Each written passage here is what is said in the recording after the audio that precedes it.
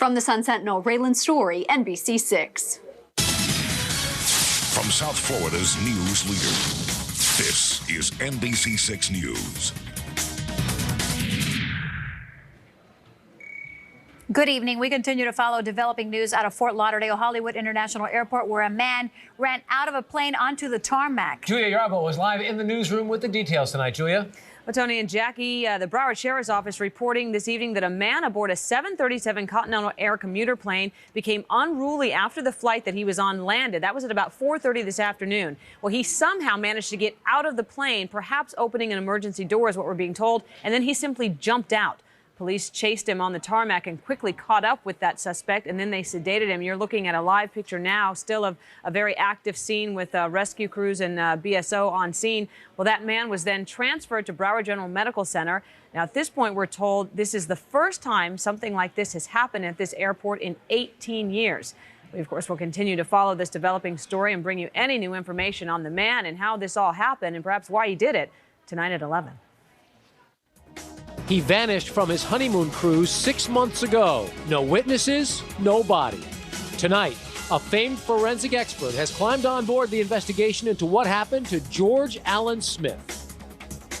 A 50-50 chance. That's what famed forensic expert Dr. Henry Lee says the chances are of finding out what happened to the missing honeymooner. Dr. Lee was hired by Smith's bride and her attorney. Today, Royal Caribbean gave Lee 4 hours to conduct his investigation. Hank Tester is live in Miami with all the details of Lee's search. Hank? But they could not do the mannequin test. Dr. Lee wanted to toss a mannequin off of the boat to replicate what might have happened to the victim in all this. No way, said Royal Caribbean, not with 4,000 passengers getting on board. Let's take a look. Decked out in jumpsuits, the forensic team headed by Dr. Henry Lee made an entrance into the Royal Caribbean berth where the brilliance of the seas was docked.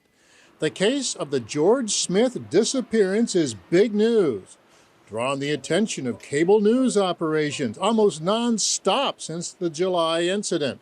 The only issue with the mannequin experiment was that the request came very late, as recently as last week. Dr. Lee wanted to toss a dummy over the rail of the ship to duplicate what might have been George Smith's death plunge. Request denied. George Smith disappeared off the Royal Caribbean ship while it was cruising in the Aegean Sea. That was in July, and Smith's family and his wife's family announced they're suing, saying Royal Caribbean tried to cover up the incident. Smith's body's never been found. The only trace? A huge blood stain on the ship's canopy below the couple's cabin. We haven't seen their report yet. Dr. Lee, who gained fame as a forensic expert in the O.J. trial, had his team members go over Smith's cabin. And this is 6 months after the disappearance. The ship has sailed often during that time. Dr. Lee says he conducted 3 out of the 5 experiments he wanted to look at. There'll be more, according to Royal Caribbean. We did not have opportunity to examine the carpet and padding. That's probably yield much more evidence.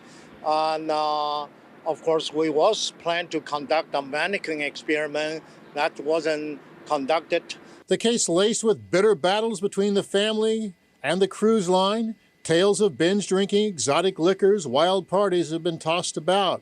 But this day was all about basic investigations by the experts for the families. I did find something, okay, but I cannot tell you what we found. We did find something. All right. Okay. Okay, thank you very much. Thank you. Well, new angle to all this. Reports are now that Smith and some of the people involved with him in the last moments were drinking a liquor called absinthe, which is banned in the United States because it produces hallucinations. Also, that there was a big fight between Smith and his wife prior to his disappearance. As far as that mannequin test, they're going to do it on a sister ship while that sister ship is in dry dock in the Bahamas. Reporting live, Hank Tester, NBC 6. Back to you. Hank, thank you. He was supposed to be helping South Florida in the wake of Hurricane Wilma. Instead, police say a roofing worker from Chicago is behind bars after robbing and raping a woman at a South Florida store. Martha Sigalski is live in Pompano Beach with the details. Martha? Well, Jackie, Raven Haynes is well known to authorities in Chicago. In the past, he's been charged with robbery, aggravated robbery, battery, assault, intimidation, and pimping. Now, after the new charges here in South Florida, he could spend the rest of his life behind bars. He came down to South Florida and apparently thought he was going to get away with a pretty brutal crime, and he's sitting in jail on a no bond. He is locked up and he is not going anywhere. Raven Adams Hayes here in South Florida, working as a roofer, picking up jobs in the wake of Hurricane Wilma.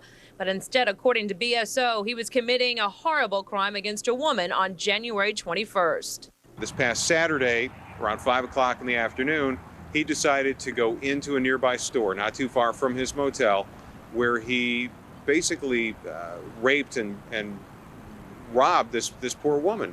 Detectives say it was at this store on North Federal Highway, close by where Haynes and some other roofers had been staying in this motel, when the 29-year-old Haynes walked in and asked the woman working there to show him a few items. And when the 33-year-old turned her back, that's when BSO says he attacked. He came up, got her in a stranglehold, dragged her into the back of the store, found a knife back there that was used for opening boxes, held it to her throat, made her open up the cash register, then forced her to lock the door of the store, dragged her back into the rear of the store, and spent about half an hour brutalizing her. It must have seemed like an eternity. It was half an hour, and it must have been just an eternity of hell for this poor woman. But she acted quickly after that attack, calling police and giving detectives a very good description. BSO deputies say they saw Haynes leaving the motel. He had showered and changed his clothes and was about to get into a taxi when he was arrested. We managed to get a search warrant, went into his motel room. We found the clothing that he was wearing when he raped this woman, and we found her underwear in the pocket of his pants. Haynes right now is being held without bond. If convicted on these new charges, he will spend the rest of his life in prison. In Pompano Beach, Martha Sigalski, NBC 6. Martha, thank you. And a guilty plea today from the man accused of murdering an 80-year-old Hollywood widower. Officials say it was all part of a plan between Noe Pena and his girlfriend, Pamela Schrader, to steal money from Joseph Kelly, who she'd allegedly been performing sexual favors for. Pena testified against his girlfriend and now faces 30 years behind bars for second-degree murder.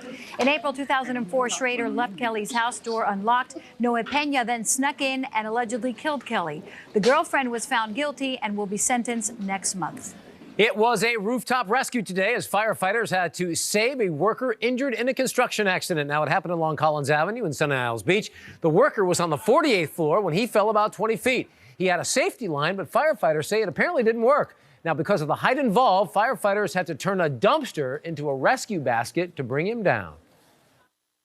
It was a pretty dangerous operation, so all precautions were taken to ensure that the patient was removed safely and also the safety of our personnel on the scene. The 23-year-old victim was taken to Jackson Memorial Hospital. No word on his condition tonight. Turning to weather now, we can expect another change in the air soon. That's right. Another cold front is headed our way. And for more on this cool change, let's check in with our new chief meteorologist, Paul Diano. Now, listen, if this is a precursor to the great weather you're going to bring us for the rest of your career here, not so bad stay for as day long as one, you want. huh? Sunshine, perfect day out there. Temperatures right around 80 degrees. It was a warm start, but a beautiful finish.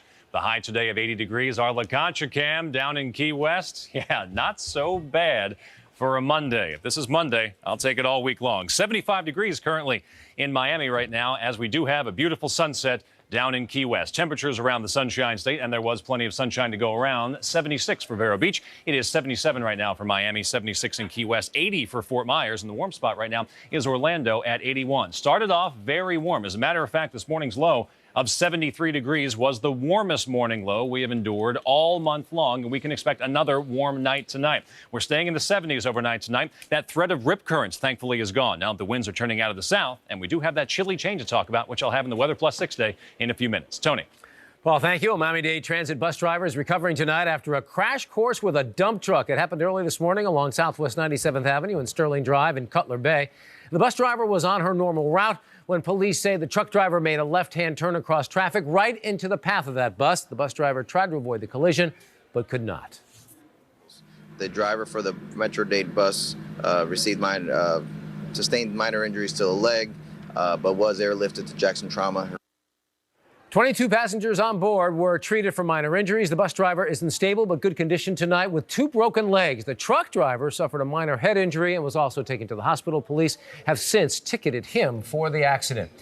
Well, Senator Bill Nelson of Florida is trying to fight the erosion of your privacy. See, today he came to South Florida to talk about his push to stop the buying and selling of cell phone records. It's a problem NBC6 first exposed last year, and a practice lawmakers and police worry has grave potential for criminal wrongdoing. Michael Williams is live now with all the details. Michael? Tony and Jackie, your cell phone, a record of your personal and business contacts. And the effort now is to shut down internet snoops who profit by offering to make your business everyone else's.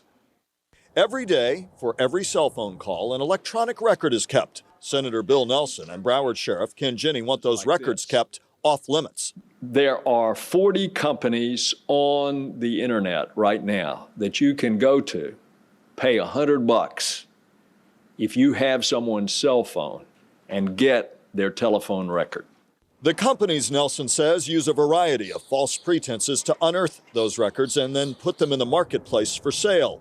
Nelson is authoring a bipartisan bill to make that buying and selling of cell phone records against the law. If we don't do something immediately, none of us will have any privacy anymore. Imagine lawmakers and lawmen say the potential for mischief if your records fall into the wrong hands. Phone records can help pinpoint where crime victims live. Knowing where a crime victim lives can be a tool for criminals such as stalkers and abusive spouses. And Sheriff Jennings worries about criminals getting access to investigators' cell phone calls, their contacts, their confidential informants, and more. They can make sure that they can get the telephone numbers of judges and prosecutors, and it is clearly the potential for harassment of those police officers, those deputy sheriffs, their families, their children, their spouses. A privacy breakdown they're hoping to repair, and soon. If Senator Nelson's bill becomes law, and he is trying to put it on the fast track on Capitol Hill, the buying and selling of cell phone records would become a crime punishable, he says, by up to 5 years in prison and a $250,000 fine. Jackie and Tony? Thank you, Michael. And still to come on the NBC6 News at 6, we continue to follow developing news from Fort Lauderdale Hollywood International Airport. For the very latest on this, let's go back to Julia Yarbo in the newsroom. Julia? Well, Tony and Jackie, we are getting some new information in on this. The early reports that a man on the tarmac at Fort Lauderdale Hollywood International Airport, but here's what we're learning. We're talking about Flight 408 on Continental that was on its way to Newark, New Jersey, leaving from Fort Lauderdale Hollywood International. Well, the plane had stopped because of some sort of delay up in New Jersey, most likely weather. Well, that plane was waiting to take off in a remote parking area, just simply waiting its turn to get onto the flight line and take off. Well, one passenger on board apparently became agitated. Witnesses say that he was running up and down the aisle of the plane, and at some point he simply opened one of the doors and jumped out of that plane down to the ground. That's when we first were reported to this of a man on the tarmac. Well, police chased him. Medics were able to sedate him. He was transported to Broward General Medical Center, where you're being told that at this point he will be facing possible federal charges. So again, that man on the tarmac, still no word as to why he did this. We, of course, will continue to follow this story. Much more ahead here on NBC6 News at 6. We'll be right back. You're watching NBC6 News with Tony Segreto and Jackie Nesbro. NBC6, South Florida's news leader. Well, Wilma has come and gone, as you know, leaving thousands of homes still needing roof repairs across South Florida. So what's the holdup? As Ariadne shows us, blame a shortage of supplies and roofers. Tomorrow marks the 3-month anniversary of Hurricane Wilma's visit to South Florida, and still, everywhere you go, you see those blue tarps on roofs, broken tiles, roofs unrepaired, and now we're running out of time to get all these roofs fixed before the next hurricane season starts. If you've got roofers working at your house, count yourself among the lucky. Dan Sullivan does. We can go ahead and move on and be ready for the next hurricane season. So you're among the lucky ones in South Florida then? I think so. I feel pretty fortunate. Everybody, I would say that that I know right now in the business is pretty full. Mike Levine runs Merton Roofing, part of the nation's biggest roofing company. His warehouse is stacked with a valuable commodity, roof tiles. Wilma's rampage smashed them all over South Florida. Most tiles, there was a shortage from last year from the hurricanes. And this year just exacerbated it. Levine says the good news is the barrel tile supply is coming back, but concrete tiles will be scarce for at least a year. We're 4 months out from hurricane season. Is it already too late to get your roof fixed? I don't believe so, but we're getting to that point that it might be pretty soon. We probably made about 10 phone calls, and we were told, don't even bother, that they were so busy. Dan Sullivan's case is typical. It takes a lot of effort to find a licensed roofer who can squeeze you in. Then you have to hope the tile or shingles you need are available. The first guy Sullivan found ripped him off, charged him $175 for an estimate, and then disappeared. We learned a lesson. Later on, I was told that anyone who charges for an estimate is pretty much, that's all they're after. So if you jump through all the hoops and jump over all the hurdles and cross all the obstacles, you might still be able to get your broken roof fixed before the next rainy season begins. But you're going to have luck and a really good roofer on your side. In Pembroke Pines, Ari Odzer, NBC 6. And as we go to break, we want to tell you more about our top story tonight as we take a live look from Chopper 6 here, where a man has jumped out of a plane on the tarmac while that plane was getting ready to take off for Newark, New Jersey. That man, a passenger on board a Continental commuter flight, somehow got out of the plane and jumped on the tarmac. Police were able to sedate him. He is now at Broward General Medical Center. We will continue to follow this story coming up in the next 15 minutes and more at 11. Visit over 330 artists and thousands of works of art this President's Day weekend. NBC 6 invites you to the Coconut Grove Arts Festival, February 18th through the 20th. For tickets, call this number or log on to NBC6.net. Tonight's NBC lineup is brought to you in part by Macy's.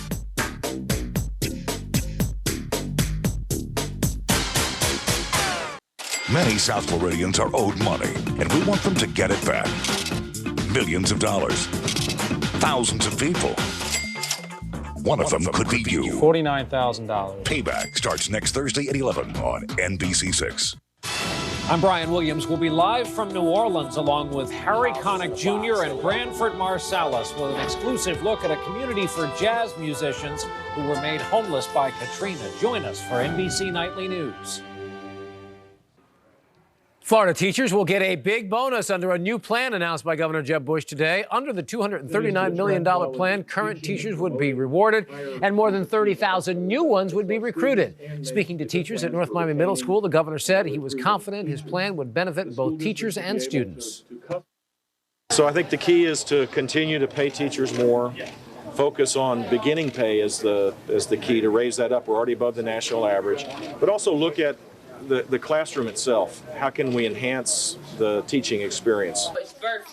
As part of the plan, teachers will be eligible for incentives such as free laptop computers, signing bonuses, housing assistance, and payment of student loans.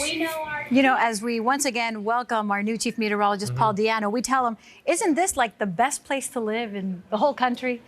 I think it is 12 months out of the year, but especially in January. A lot of folks, a lot of friends, a lot of family members who are dealing with snow, sleet, freezing rain.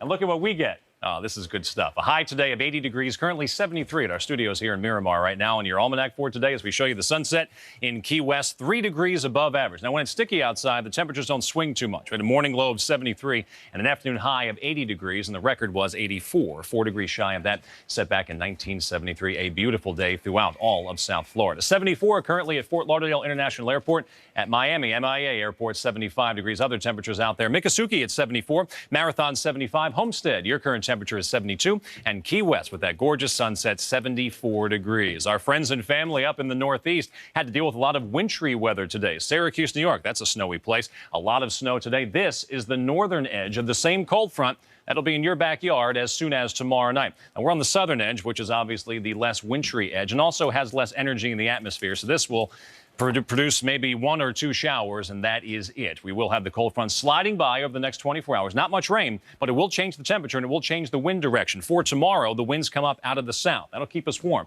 Matter of fact, I'm expecting us to be about 3 degrees warmer tomorrow compared to today. Tomorrow, I'm thinking about 83 degrees for a high. Then comes the cold front. That will move in Tuesday night, Wednesday morning, maybe a shower or two. But the bottom line is we will have much cooler weather by Wednesday and staying below normal temperature-wise for a few days after that. So a refreshing change coming up after another sticky night tonight and a warm day tomorrow. Your overnight low with partly cloudy skies, a mild 71 degrees. Tomorrow, real warm ahead of that front. A lot of sunshine and a high of 83 degrees. If you're barbecuing tomorrow evening, 76. Your boating forecast seas running 1 to 2 feet. A lot better than the past couple days. The bay at a light chop and the surf temperature at 73. Weather Plus, 6-day forecast. Tomorrow, one last warm day before we cool things down on Wednesday. Wednesday's high 77, Thursday's high 74. We'll be right back. NBC6 Weather Plus Doppler Radar is brought to you by the Miccosukee Tribe of Indians of Florida. Well, when it comes to assistant coaches, Nick Saban is assembling an all-star staff to guide his team in 2006, just days after naming Mike Mularkey as the team's offensive coordinator. Saban seems ready to bring in another high-profile name to lead the defense. Now, according to ESPN, former Panthers and Texans head coach Dom Capers set to join the Dolphins as a defensive coordinator. A longtime friend of Nick Saban's, Capers is known as a defensive guru, having crafted top-notch units as a coordinator in both Pittsburgh and Jacksonville. Well, whenever Pat Riley needs to light a fire underneath Shaquille O'Neal, maybe he should call us media folks to help him out. The big fella apparently taking a dislike to certain comments made in the papers, saying that he's no longer a dominating center. Uh-oh. But ask the Kings what they think of the Diesel, and they'll tell you quite a different story. Shaq was the Shaq of old last night in the arena, leading all scorers with 27 points in just 28 minutes of work, crushing all doubts about whether he's still one of the top centers in the league. I just try to, work hard every day and, just get it done. But, the guys are looking for me tonight, and, if they keep looking for me like that, I think I can, keep putting together games like this. The demise of Shaquille O'Neal has been highly exaggerated. I guarantee you that. And after this afternoon's Heat practice, Dwayne Wade continued working on his other game called marketing. Flash joining forces with Topps Trading Cards, and today he got his first look at some of his newest action cards, which will jumpstart a great partnership. Off the court, there's a lot of things I'm trying to do, and that's build myself as a brand. And I think I'm doing it so far, so I'm going to continue to try to do it. Now, they're giving you a little gift, I guess. Yeah, man, it's good to get gifts, ain't it? It's real good to get gifts, especially like a gift like this that is everybody wants one, so it's good to get. I got an Xbox 360 that they're going to give me, so it's great to get gifts. And don't forget, tonight we debut our brand new show here on NBC6. When it comes to your favorite basketball team, Access Heat will take you everywhere you want to go and show you everything you've always wanted to see. It's Access Heat, and it tips off at 7 o'clock tonight. And while most of you were sleeping last night, Lakers guard Kobe Bryant was doing something truly unbelievable. Check this out, because we may never see this ever again. Facing the Raptors in L.A., Kobe was on fire, hitting from everywhere, and finished was, get this, 81 points, the second highest single game total in NBA history. Bryant put up just 26 in the first half, but then scored 27 in the third and finished with 28 in the fourth. It hasn't really sank in yet, man. It's just, we had 4 days off coming up here, and I've been sick as a dog if we lost this game. So I just wanted to step up and inspire us to play a better game, and it turned into something pretty special. 81, you got to be kidding me. Kobe now a member of the very exclusive club, finding himself among Wilt Chamberlain and David Thompson in the top 5 of the NBA's highest single game scorers. Of course, Wilt's Magic 100 remains a record that will most likely never be touched. Unbelievable game last night for Kobe Bryant. Hey, that'll do it for sports. Back to you guys. All right, Joe, thank you. Now we have a recap of our top story. Chopper 6 live over Concourse E at Fort Lauderdale Hollywood International Airport, where police had to taser an unruly passenger. Officials say the man got agitated on board a Continental Airlines jet bound for Newark, New Jersey, and tried to kick out the plane window. When that failed, he opened the emergency door and jumped out and ran down on the tarmac. That's when police tasered him. That suspect has been transported to Broward General, his condition unknown. We do have a crew on the way, and we'll provide a live report coming up on the NBC 6 News at 11. But that's our report for now. We thank you so much for watching. Stay tuned. NBC Nightly News is next with Brian Williams. Join us at 10 on WB 39. Then we're right back here at 11 on NBC 6.